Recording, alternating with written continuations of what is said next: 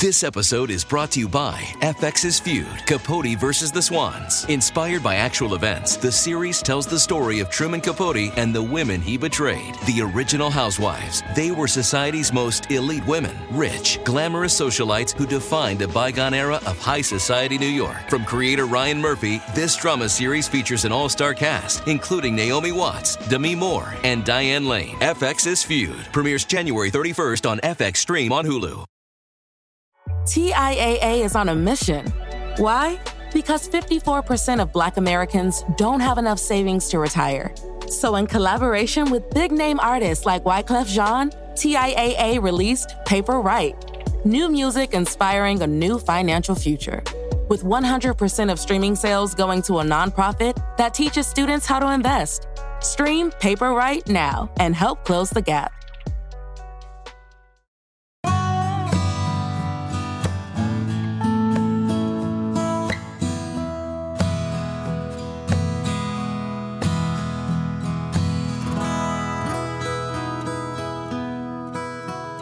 This is Central Texas Living with Ann Harder. Women have successfully broken the glass ceiling in a number of professions, but there are still barriers. Joining me now, Dr. Marlene Neill, who's Associate Professor and Graduate Program Director in Baylor's School of Journalism, Public Relations, and New Media Department. Good to have you with us. Thank you, Marlene. Ann. You've co-authored a new book. It's called PR Women with Influence, Public Relations, Your Bailiwick. But I would suspect in a lot of different professions, what you found in your research could apply. Absolutely. Because particularly there's still some challenges for women in general when it comes to advancing into senior leadership positions. And we see that across the nation and even across the world, that there's still some barriers that keep women from assuming those most senior roles in organizations. In public relations in particular, a lot of women, a lot of, spokeswomen for organizations and that kind of thing, but still it's not as equally represented between women and men in the top positions. Yes. And so what we're finding is even though maybe 70-80% of the professionals in the public relations field are women, when it comes to the senior ranks, you're only looking about maybe 20-30% of the senior leaders are women. And so we're wondering what's behind this gap and why do we continue to see this, even though there's been studies that have been conducted since the 1980s. Why are we still seeing this today? It's just shocking. And of course, what we found is that we're seeing some of those same barriers that women are having trouble overcoming. And particularly, you can imagine family and career, it continues to be a challenge, even though companies are offering programs for women to be able to have some flexibility in their scheduling. They're not taking advantage of those because they feel like that could harm their chances for career advancement. So even though those programs are out there in some companies, not all, but even though some companies are offering some initiatives, there's this kind of behind the scenes view that you can't really use those flex time programs. And so I'm not sure why that still exists, but there needs to be some efforts on behalf of companies to communicate to women that they do want to work with them on helping them achieve this kind of balance so they continue to pursue their careers while raising their families, and that they don't want to lose this talent from the workforce. And it's especially challenging right now with the pandemic because there's a lot of women that are having to help their children with their schoolwork. Oh, yes. And I do worry about become a homeschool teacher on top of everything else they're doing. And so I think there's even more reason for concern about what can we do to make sure that we don't even lose the ground that we've gained when it comes to women in leadership positions. Well, let's talk about the book and the genesis of it. How did this all come about? And let's talk about your co-author. Tell me about your co-author. My co-author is Dr. Duan Ming, and she's from University of Georgia, and she's done a lot of studies in the past on leadership and public relations in general. And so I wanted to work with her. And so we had met each other at some academic conferences and events and talked about collaborating on a project. And we looked at a few other things first, but this is the direction that we decided to go. And there was actually a book proposal competition through our professional association called AJMC, or the Association for Education in Journalism and Mass Communication. And so there was this competition where we submitted our proposal, and it was a blinded process where the membership of the organization, other public relations other journalism educators did not know the identity of the authors, but they voted on the actual topics. And we were one of the few proposals that was selected from a national search of proposals for this book series through the publisher Peter Lang. And so the actual proposal was what? I mean, what was your focus? Was on barriers to women advancing, or was it other things? No, we were focused specifically on exploring what was happening with women in leadership and why are we still continuing to see these gaps, what's really going on, and what are the issues today, and have they changed over the years? And bottom line is, they haven't really that much. We've seen some gains when it comes to women assuming mid-management positions, but we're still seeing that gap at the top levels. And so that continues to be a concern.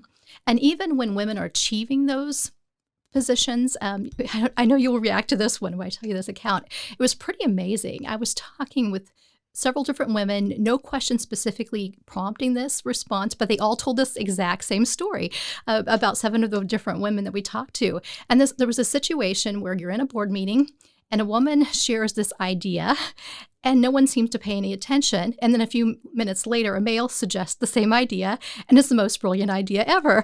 And what am I, a potted plant? Exactly. They called it hidden in plain sight. But why in the world why is that? Why are they not listening to women? And in fact, there was one woman who told a story about a time where she actually had to physically stand up to get attention in the boardroom with a bunch of men. And what is happening is there's very few women in the boardroom. And so there's maybe 2 or 3, maybe around a big table. And so they're having difficulty being heard, even when they assume those positions. And well, the one that's there is taking notes because she's the secretary or something. And so that continues to be a challenge, is even being heard when they're in those positions. A lot of times when you're thinking about the boardroom, it might be a human resources officer, a senior officer in human resources that might be in the boardroom. Of course, public relations is one of those areas. But a lot of the positions, particularly operations, engineering, continue to be fulfilled by men. And so that makes it even harder for women to be heard.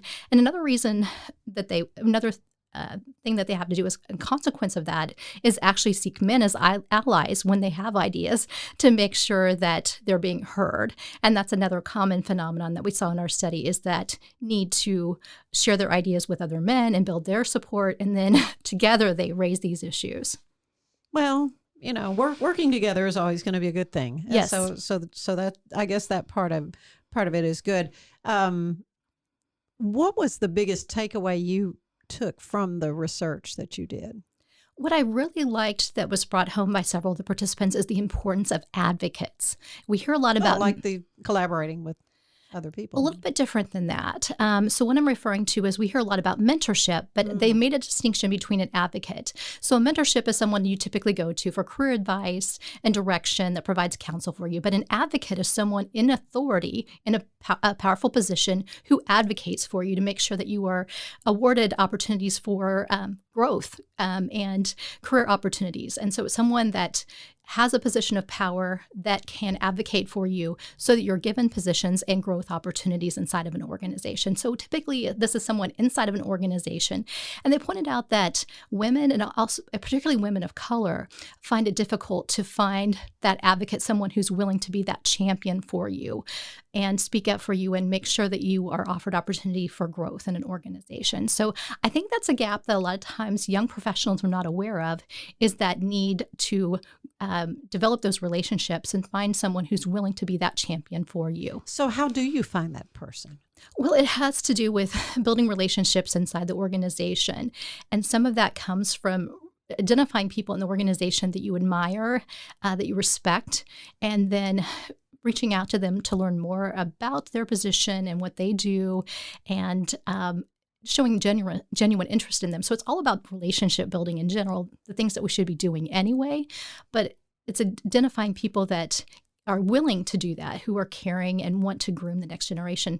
And the other challenge with that is a lot of times when it comes to mentoring, people are really focused on people who are like themselves. So again, that can be a challenge for women, and also women of color in particular, because if you don't resemble someone else, they may not be as drawn to grooming someone that's not like themselves. So that's the other thing that we need senior leaders to be aware of, is that tendency, and to be willing to open their networks to these other professionals, to give them the opportunity so that we can see more diversity in our leadership and organizations, and bring these young professionals along in the organization so that they can prepare for that advancement and continued growth in the organization. So you have that next generation that's prepared for those positions.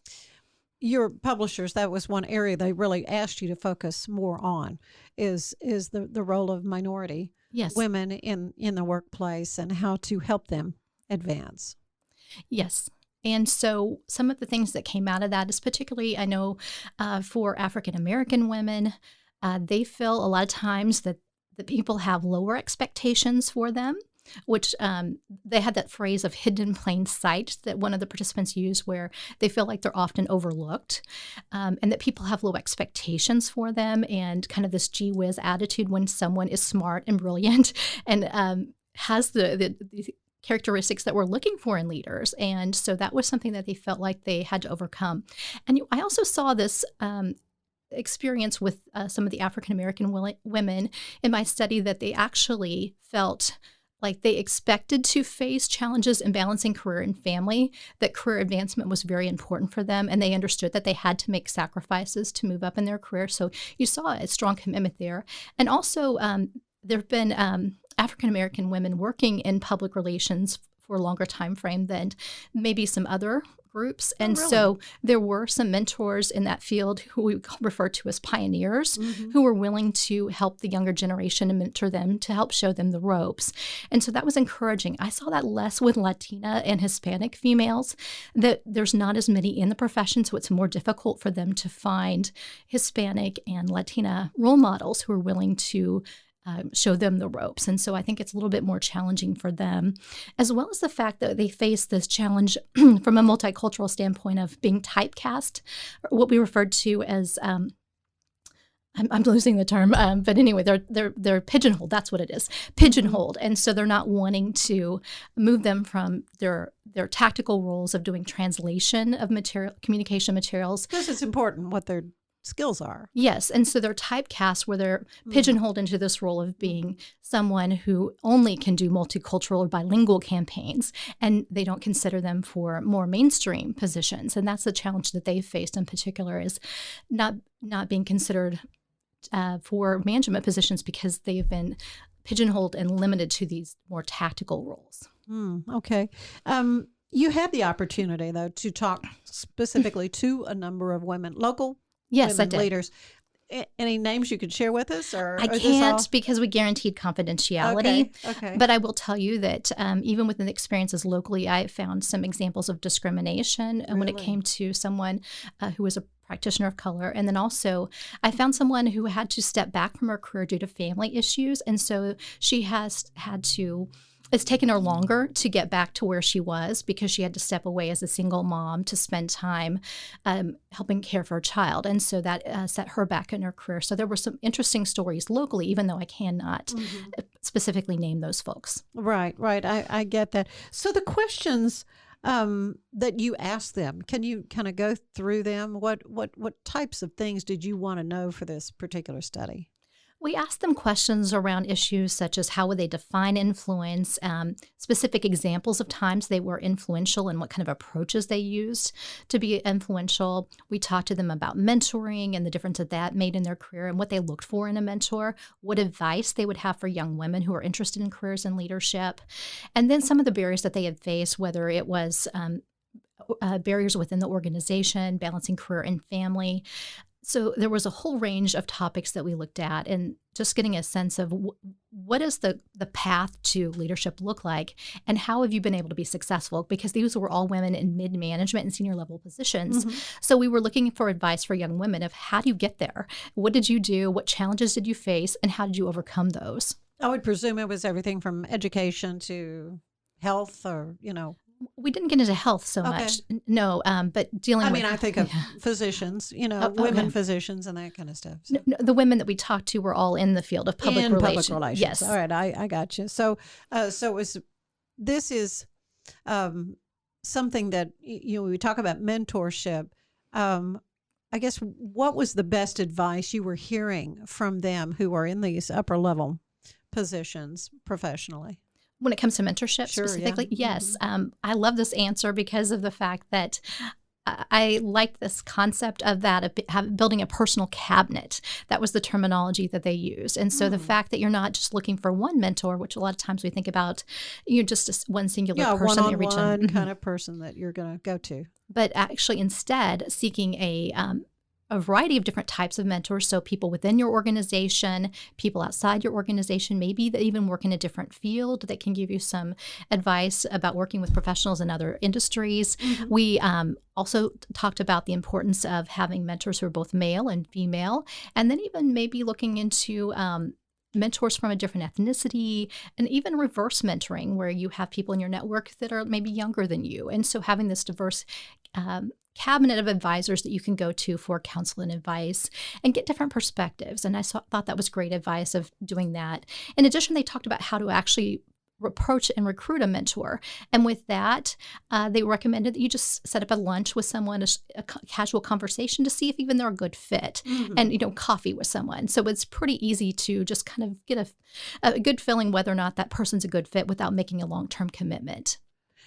Yeah, I love what you say about going to the younger person because, so much of particularly new media, they're just so much more savvy about that than, somebody my age. Yes, and so I like that concept of reverse mentoring as well. So there was some wonderful advice, and I think that helps demystify that process of how to recruit a mentor when it comes to young professionals. Well, let's talk a little bit about you, Marlene. What brought you to Central Texas? I know you're at Baylor. Were you a Baylor alum as well? Or No, I'm actually a graduate of the University of Kansas for my undergraduate degree. And then I moved to Texas for my first job as a television reporter. And I remember when you worked at Channel 6. Yes, I was at KCN, and I worked there for 3.5 years. And then I transitioned to work in public relations, ended up pursuing my master's degree online through the University of Missouri. I remember when you did that as well. And eventually my PhD through UT Austin. And while I was, about halfway through the master's program at University of Missouri, I started teaching part-time at Baylor and decided to go back for my PhD so that I could pursue a full-time career in teaching. And you are tenured, I believe. Yes. I remember. Of course, I follow you on Facebook, and we see each other at church as well. And I know you had some amazing mentors along the way yourself. I have been blessed with some amazing mentors. I will tell you that it's kind of strange to think, but my professor at KU that I had as an undergrad, we kept in touch all these years. And I kind of joked that whenever he agreed to be my faculty advisor at the time, that, he signed on for life. Right? Exactly. So that was one of my first mentors. And then here in Waco, there's some longtime public relations professionals that have been quite influential, including Jean Hall and Carol Perry, Kim Patterson and MCC. So there's a lot of great folks there. And then I had some wonderful mentors in education, Mia Moody Ramirez, who is our department chair now, and then Dr. Mimi Drumright at UT Austin, who happens to be a Baylor grad. Yeah. I happened to find the only Baylor grad on the UT faculty in that particular department to be my faculty mentor. Yeah, in fact, I think she was a Baylor beauty or maybe homecoming queen. She was a student back there. I know that Yes. name as well. And so, some amazing folks that have helped you along the way. Absolutely. In your career. So you're Waco now. I mean, you live here. This is home for you. Where do you see yourself, in the next 5-10 years? Well, that's interesting to think about. I do have some interest in leadership, and so I'm hoping to continue to have some opportunities with that. I've been doing some service through some national organizations, and that's where I got my first opportunity. In fact, one of the things that you will be encouraged to hear is that when it comes to early experience in leadership, some of the participants talked about their experience with Junior League as being one of the experiences that they first had. About that. Yeah, I need to have Junior League folks on the podcast because, it's incredible how they do provide the opportunity for women to become leaders. Yes. And so sorry about that side note there. But for me, I want to pursue some additional training in leadership to prepare myself for opportunities in that area. Right now, I'm a graduate program director at Baylor. And so I don't know what opportunities may open in the future with that. Well, that's a pretty big deal. When I saw that on your resume, that's, When did that start? When did you start? This is my second year in that role. Mm-hmm. And so I don't know what opportunities may open up for me in leadership in the future. So I'd like to seek some additional training with that. I'm continuing to do research when it comes to ethics and leadership.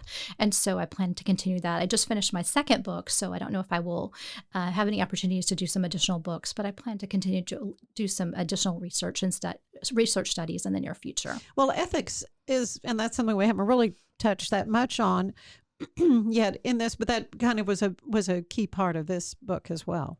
Yes, that was my area of focus in particular, because I have a lot of experience with ethics research.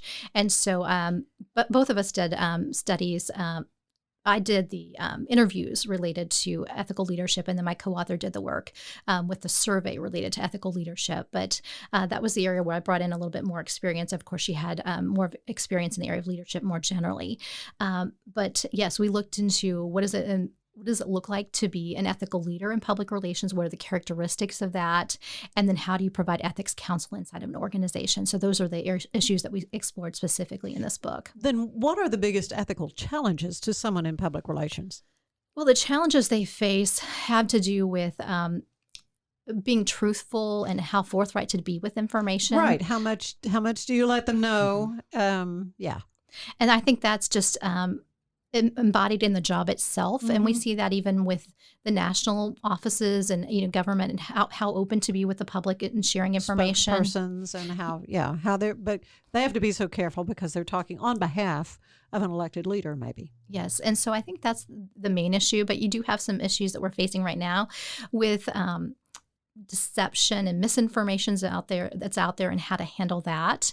And then there's some issues just with in the workplace that you see nationally, where there's situations where there's some executive misbehavior and how you respond to that. And so whether it's accounting fraud that might happen inside of an organization, or it's things around sexual harassment. There's all kinds of issues that can arise inside of an organization, and how do you handle those organizational issues that have an impact on the organization?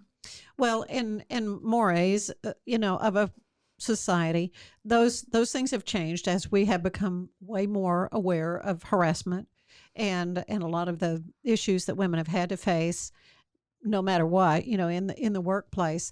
Has there been a big improvement in that as far as you can tell?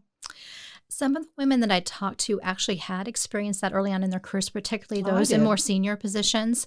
But I didn't hear as many stories about that from some of the younger participants, but definitely there were examples of some women that shared examples of times in their career when they had faced that and how they had addressed those situations. I think men maybe have become a lot more aware of what not to say, yes. how not to behave. I hope. It's just such an interesting topic, and a wonderful thing that you've done with your co-author to put all this together, because it was my understanding in reading the book that this is information that's sort of been out there, but it still needed to really be brought to light, and just a necessary book that, you see this being used maybe as a text or as something that students will be required to read. Yes, our hope is that this would be used in some leadership classes. Fortunately, there's been more leadership classes that are being developed in universities. We have one that's just been approved at Baylor University that we're going to be offering for our students. Good. Specifically addressing leadership skills and management skills. And so I think that's something that universities' programs should include, as some programs that do address the needs as far as how to manage your manage people in your organization, work with people that might be considered a little bit difficult, and how to navigate those situations, how to handle crises, how to do long-term planning, strategic planning. Those are all things that students need to learn to prepare them for careers later on in management. So how can folks how could they get a copy of this book? It's available online through any of your major publishing sites. So you can choose those and do a search online. But the name of the book is, of course, Women and Public Relations, PR Women of Influence, Breaking Through the Ethical and Leadership Challenges. And so they can just do a search for that and find the book online. Mm-hmm. Yeah, ethics being a integral part of the research that you did on this. Well, I'd love to end these little visits with a questionnaire. It's similar to the one the late, great James Lipton used on Inside the Actors Studio. You're shaking your head. Yes, you're familiar with that. The question is, what is your favorite word? I have to think for a second. It's not something that just comes to mind. Well, let's go ahead and just say ethics because I do a lot of research in that area. Yeah, you focus a lot on that. Yes. What is your least favorite word? To think.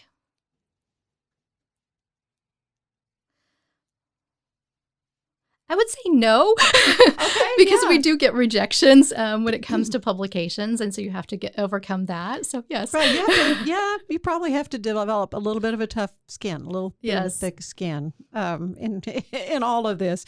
What turns you on creatively, spiritually, or emotionally? It goes back again to that first answer, and that has to do with ethics. I like that focus and being able to contribute to helping people live out their faith and their beliefs, and finding ways that we can act those out in our lives and live those out. What turns you off then, creatively or spiritually or emotionally? Probably busyness. And I think that's a case for a lot of people where you don't take the time to reflect and think through things. If you're under a lot of pressure and deadlines, sometimes it's hard to be creative. What sound do you love the most? Piano music. Oh, really? Do you play? I used to. Yeah. Well-played piano. Yeah. Something lovely. What is your least favorite sound? Things like nails on a chalkboard. I'm sure you hear that. Yeah, no, you're the first person who said that, but that's the first thing that goes up my back for sure. What other profession would you have liked to try? Because I've done several now. I've Yes, done you have. television, You've I've television, you've done- education. Yes. I have to think on that for a second. When you were a little girl, what did you want to do? Well, I wanted to be a singer. So that was... Well, why are you not in the choir? That's my question then. I did used to do that, but it's a time commitment just generally. No, I know. But yes. So I guess you could say singer, musician, because I used to play piano and I used to sing. Oh, good. I did not know that. That's great. What profession do you know you would not want to do?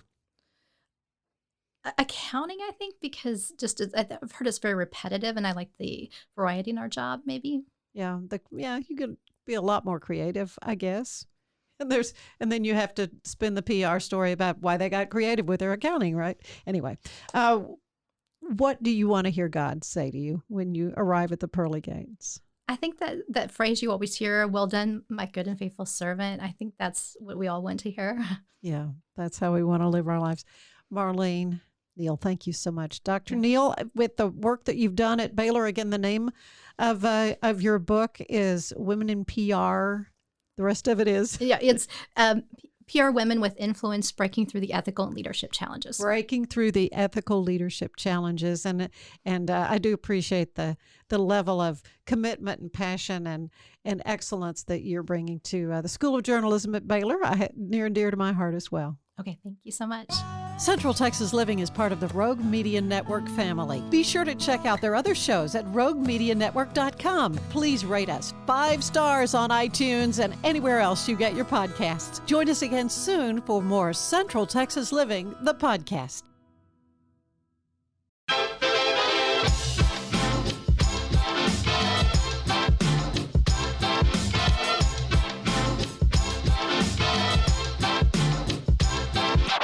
Hello, and thank you for tuning into KNOW Waco. I am your host, Debbie, here to help you get in the know about Waco.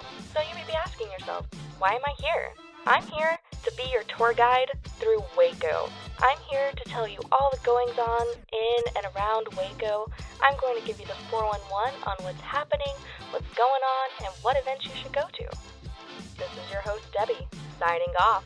Now that you know, go. Just go, Waco. You are going on a run. Are you building a new business while managing a family? Are you tired of trying to balance home and work and everything seems to be coming up short? Then there's a podcast made just for you. Baking Your Business from Scratch is where we create the perfect recipe for building a successful business while managing your home and family with love. Come join us and see for yourself.